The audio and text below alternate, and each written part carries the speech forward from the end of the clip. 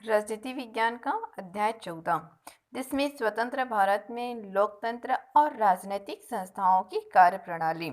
तो इसके पहले हमने पिछले भी अध्याय में किस तरीके से भारतीय संविधान का निर्माण हुआ, उसमें कौन कौन से सुविधाएं या कौन कौन से नियम बनाए गए एवं कार्य के तरीके और उसमें शामिल होने वाले या उससे संबंधित कौन कौन से क्षेत्र शामिल होते हैं और इस क्षेत्र के अंतर्गत क्या क्या विकास हुआ, हम इसकी पहले भी समझें। आइए आज देखेंगे जिसमें लोकतंत्र, भारत में लोकतांत्रिक जो राजनीतिक जमीनी स्तर है वह किस तरह आगे बढ़ी है और देश में आर्थिक और विदेश नीति को किस तरीके से बनाया गया एवं चलाने के लिए जो देशों के विभिन्न हिस्से हैं या आवश्यकताएं हैं वह किस प्रकार से निर्मित हुई और उन्हें सरकार किस तरीके से पूरा करने का प्रयास किया, इसका हम इस अध्याय में अध्ययन करेंगे। जैसा कि संविधान एक साथ कई लक्ष्यों को क्या करते हैं, पूरा करने का प्रयास करते हैं। जब इन लक्ष्यों को क्रियाशील या फिर पूछा जाए जीवंत बनाना, तब देश का राजनीतिक रूप जो है एकीकरण और बड़े पैमाने पे क्या होता है, निर्मित और मजबूत भी करना पड़ता है।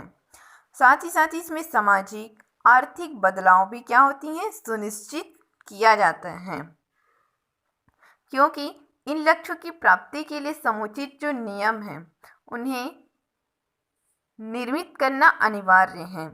और क्रियाशील बनाने का अर्थ है कि नव स्वतंत्र देश के लिए चुनौती भरा काम भी सामने आ सकता है और इसी चुनौती का सामना करते हुए इसमें नव स्वतंत्र का निर्माण करना है।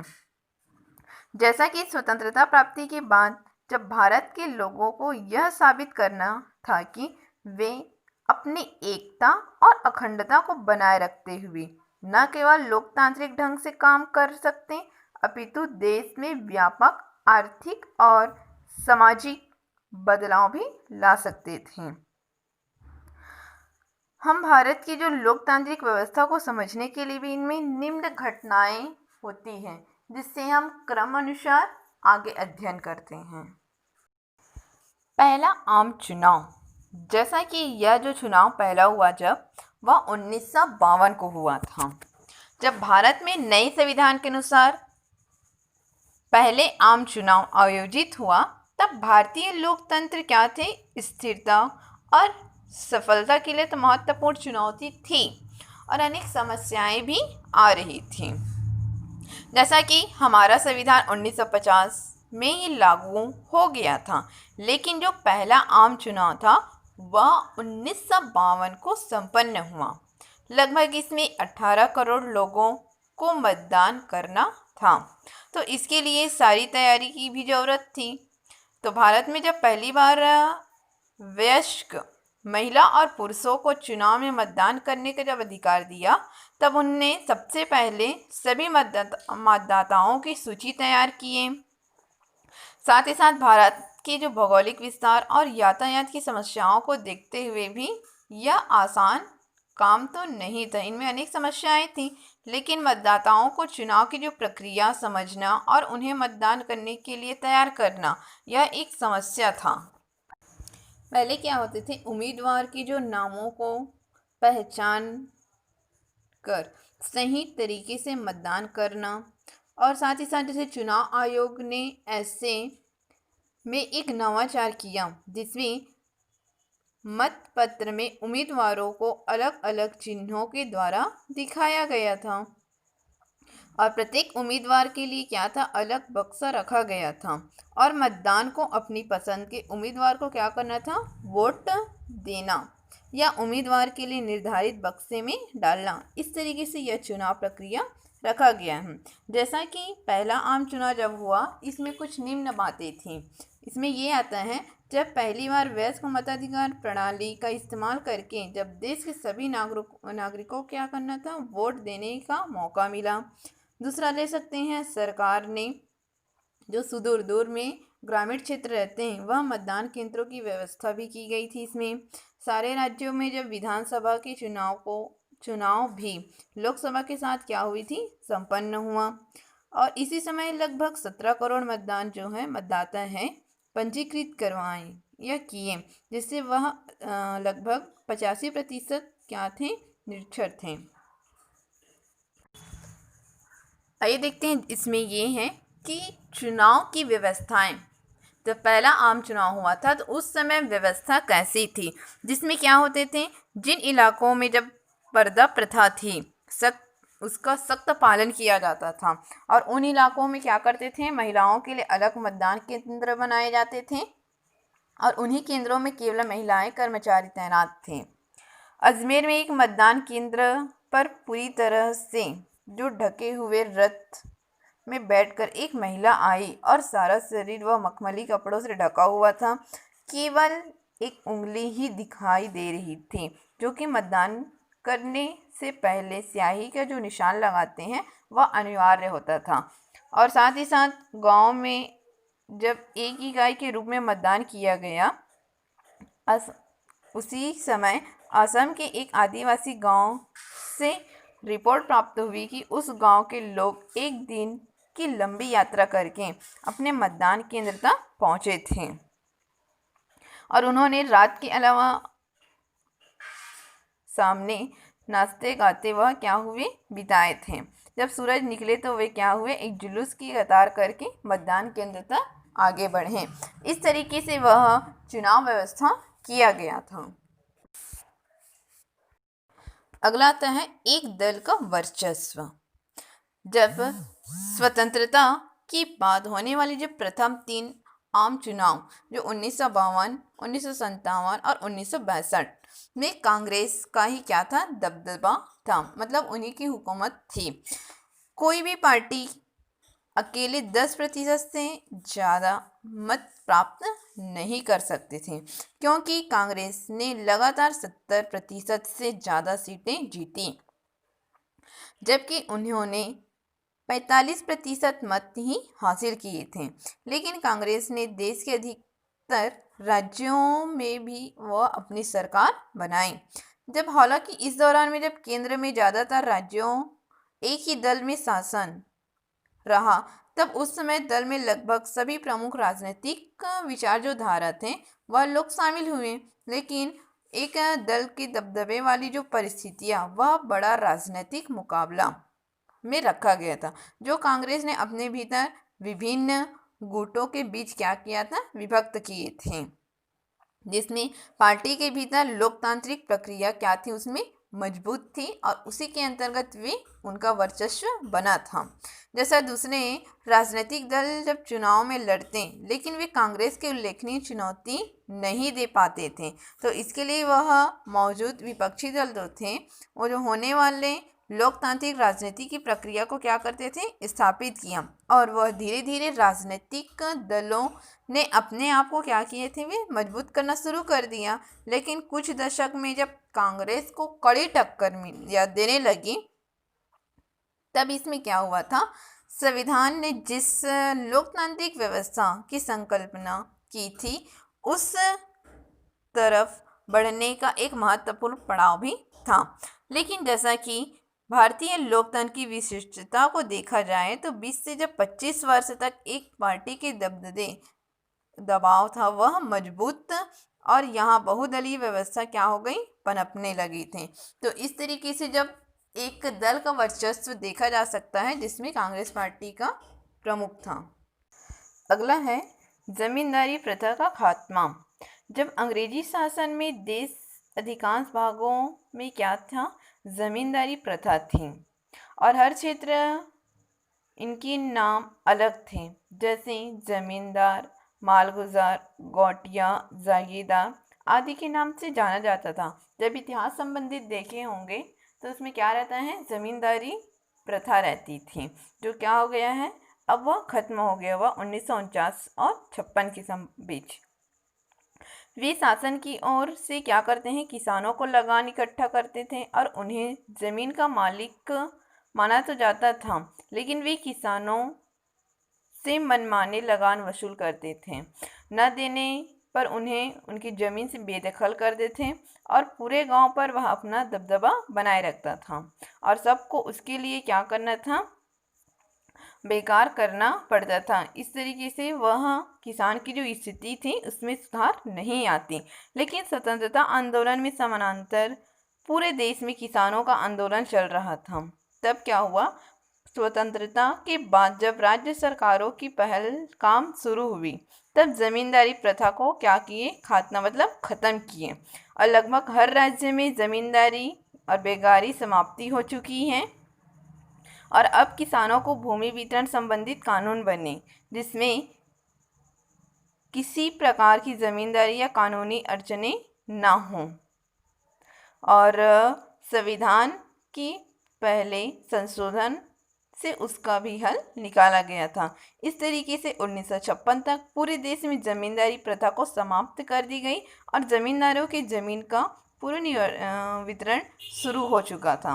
इसमें लगभग 200 लाख किसान परिवार को लाभ हुए और अपने जोत के मालिक बने। इसमें यह हुआ प्रायः मध्यम दर्जे जो किसान थे। इस तरीके से प्रयासों और मध्यम किसानों की हालत को सुधार हुआ। जमींदारों की जमीन पर अधिकार पूरी तरीके से खत्म नहीं हुआ था, लेकिन कई हथकड़े अपनाकर क्या किए थे, जमीन पर अपना अधिकार किए और वह इस समस्या से बचे। गरीब किसान और भूमिहीन अभी भी जमीन से वंचित हैं। इसमें यह संशोधन कर उसमें परिवर्तन किया जाए और इनकी ज़मीन वापस दी जाए, जिससे यह जमींदारी प्रथा को क्या किया जा सके, समाप्त किया जा सके। अगला दिया है हिंदू कोड बिल, जो 1952 और 56 के अंतर्गत संबंधित शामिल है। जैसा कि जब पहले आम चुनाव हुआ था उससे पहले भी क्या हुआ था, संविधान सभा में हिंदू समाज में महिलाओं के अधिकारों की स्थापना या स्थापित करने के लिए जातिवाद को कमजोर करने या फिर जो देश भर में हिंदुओं के परिवार और संपत्ति संबंधित कानून की व्यवस्था करने का उद्देश्य था कि एक व्यापक हिंदू कोड बिल तैयार किया जाए, जिसमें डॉक्टर भीमराव अंबेडकर ने इनको क्या किया था, तैयार भी किया था और सभा में पेश भी किया था। लेकिन जब प्रधानमंत्री पंडित जवाहरलाल नेहरू भी इसके क्या थे, समर्थन में थे, मगर रूढ़िवादिता और हिंदुओं ने इसका कड़ा विरोध किया। अतः उन्हें आम चुनाव के बाद इसे उठाने का निर्णय हुआ। लेकिन इससे दुखी होकर क्या किए थे, जब डॉक्टर भीमराव अंबेडकर ने मंत्रिमंडल को त्याग पत्र दे दिया और राजनीतिक रूप से वह गहरे मतभेद से उत्पन्न करने वाले इस बिल के बारे में नहीं समझे थे। तब क्या हुआ, अंग्रेजों के समय पूरे देश के लिए तो अपराध जैसे चोरी, डकैत, हत्या आदि संबंधित समान कानून लागू हुआ, जिससे क्रिमिनल कोड कहते हैं। लेकिन जहां शादी, परिवार, संपत्ति, बच्चे गोद लेने जैसे मामले पर लोगों ने धर्म के आधार पर क्या किया था, न्याय तो किया, लेकिन हर धर्म में इन विषयों पर अलग अलग मान्यता थी। अक्सर एक ही धर्म में अलग अलग कानूनी व्यवस्था भी थी, लेकिन सामान्यतः सभी धर्मों में क्या हुए थे, ये जो नियम थे वह पितृसत्तात्मक, मतलब पुरुष को प्रधान मानते थे, महिलाओं को समान अधिकार नहीं देते थे। तो इसमें यह था कि हिंदू समाज में 19वीं सदी में देखा जाए तो महिलाओं के अधिकारों में जैसे जाति प्रथा के विरोध, सुधार आंदोलन चल रहे थे, लेकिन स्वतंत्रता आंदोलन में भी काफ़ी संख्या में महिलाओं को क्या हुई थी, समस्याएं हुई थी। लेकिन स्वतंत्रता मिलते ही उसकी स्थिति में सुधार लाने लगी और कानून बनाए गए। इसी अपेक्षा में पूरा करने में हिंदू कोड बिल तैयार किया गया था, जिसमें हिंदुओं के बीच प्रचलित विभिन्न कानूनों के एकीकरण के अलावा यह बिल जो है हिंदू समाज की कुछ महत्वपूर्ण सुधार करने के लिए किया था, जिसमें आप पॉइंट ले सकते हैं। पहला उसमें आता है कि अगर परिवार का मुखिया की मृत्यु के बिना वसीयत बनाए हो जाती है तो उसकी संपत्ति में से उसकी पत्नी और पुत्री को पुत्र के बराबर हिस्से मिलेंगे। पहले केवल पुत्र को ही संपत्ति मिलता था। अगला है पति या पत्नी की जीवित रहते हुए दूसरा विवाह करना अवैध ठहराया गया। इससे पहले यह केवल महिलाओं पर लागू होती थी। अगला है, पति व पत्नी दोनों को विशेष परिस्थितियों में तलाक मांगने का समान अधिकार था और अंतर्जातीय विवाह को कानूनी मंजूरी थी। किसी भी जाति के बच्चे को गोद लेना भी वैध माना गया था। इस तरीके से कुछ सुधार के अंतर्गत यह निम्न प्रस्ताव लागू किया गया। राज्यों का पुनर्गठन और राज्य का पुनर्गठन आयोग। जैसा कि भारत एक संघीय राज्य बनेगा या उसके तहत देखा जा सकता है कि सरकारें क्या होंगी, तो उसमें संविधान द्वारा निर्धारित किया जाता है। लेकिन ये राज्य किस प्रकार आधार या किस आधार पर बनेगी, यह एक प्रश्न समझा जा सकता है, प्रश्न भी बना हुआ है। पहले क्या था, अंग्रेजों ने अपने भारतीय साम्राज्य में कई प्रशासनिक प्रांतों में तो बांट दिया। जैसे मद्रास है, मद्रास के अंतर्गत या आज के जो तमिलनाडु, आंध्र प्रदेश, कर्नाटक और केरल के भाग जो इसमें आते हैं। वैसे ही मुंबई, जिसके अंदर मराठी, गुजराती, कन्नड़ आदि भाषाएं बोली जाती हैं। तो इसमें यह होता है कि इसके अलावा कई राज्यों की रियासतें थीं। यहाँ भी कई भाषा बोलने वाले थे, जिसमें उदाहरण के तौर पर ले सकते हैं हैदराबाद, जिसमें निज़ाम के राज्य में उर्दू, तेलुगु, मराठी, कन्नड़ भाषाएं बोली जाती थीं और यह गठित किया जाता था। इस तरीके से स्वतंत्रता आंदोलन के समय एक प्रमुख मांग यह माना था कि राज्यों के प्रमुख क्षेत्रीय भाषा का आधार गठित करना चाहिए, क्योंकि एक भाषा बोलने वाले जो कई राज्यों में बटे हुए हैं, या ऐसा भी है कि वे एक राज्य बनाना चाहते हैं, है ना। तो 1917 में क्या हुई, कांग्रेस पार्टी ने इस मुद्दे पर अपनी प्रतिबद्धता जाहिर की और आज़ादी मिलने के बाद वह भाषीय आधार पर राज्यों का पुनर्गठन भी करेगी। तो देखा जा सकता है कि कांग्रेस की अपनी क्षेत्रीय जो है वह भाषाई आधार पर ही क्या हो गई, गठित हुई थी। लेकिन स्वतंत्रता प्राप्ति के समय क्या हुए, कांग्रेस के जो नेताएं थे वो सबसे प्रमुख चिंता में डूबे हुए थे, क्योंकि वह एक बनाने के लिए वह एकता और भावना की जरूरत थी, न कि भाषा के आधार पर माना जा सके। तो यह सवाल यह था कि समय के अनुसार क्या कैसे करना चाहिए, क्योंकि उन्हें लगता था कि विभाजन जो कार्य है ताकतें मजबूत होगी या एक एक करके देश कई क्षेत्रीय प्रशासनिक इकाइयों में बंट सकते हैं। संविधान सभा ने जब 1948 में भाषाई राज्य का एक एस के दर नेतृत्व का आयोग नियुक्त किया, तब क्या हो गई थी, यह दर उस समय की मांगें बढ़ने लगी या फिर उसके खिलाफ भी अपनी राय देने लगे थे। तो इसमें यह हुई कि विभिन्न प्रकार की जो भाषाएं हैं, यह राज्य स्थापित करने के लिए विशेषकर जैसे महाराष्ट्र और आंध्र प्रदेश में व्यापक जन आंदोलन चलने लगा, जिससे 1952 में तेलुगु भाषी स्वतंत्रता सेनानी में श्री रामुलु ने अलग आंध्र प्रदेश राज्य का समर्थन करना शुरू कर दिया और लगातार 58 दिनों तक वह अपनी मांग को क्या हुए, डटे रहे और उनकी बात उनकी मृत्यु भी हो गई। जैसा कि भाषा के आधार पर राज्य बनाने के में कई कठिनाई हो रही थी और किसी भाषा का क्षेत्र कहाँ समाप्त होता है या दूसरे को कहाँ से शुरू होता है, यह तय करना आसान तो नहीं था। हर क्षेत्र में कई भाषाएं बोली जाती थी, किसके राज्य और बनाने का आधार बनाया जाए, तो उनकी भाषाएं अल्पसंख्यकों का क्या स्थान हो, जिसमें मद्रास, आज का चेन्नई और बम्बई जैसे शहर में क्या थी, कई भाषाएं बोलने वाले लोग रहते हैं। तो दूर दराज के जो उद्योगपति हैं या निवेश किए जाते हैं, तो इन महानगरों में क्या करना चाहिए, किस राज्य का माने या फिर उन्हें स्वतंत्र नगर राज्य बनाना चाहिए, जिसमें बहुत बड़ी समस्याएं आ रही थी कि वह किस भाषा को प्रमुख माने। मगर वास्तव में लोग छत्तीसगढ़ी, बुंदेली, भोजपुरी, अवधी, हरियाणवी, भारूड़ी आदि भाषाएं बोलते थे। तो क्या उन्हें यह लगता था कि राज्य अलग बनना चाहिए? आदिवासी अंचल जैसे झारखंड का क्या करें? तो यह एक बहुत बड़ा प्रश्न हो रहा है कि किस तरीके से यह भाषा द्वारा लागू किया जा सके।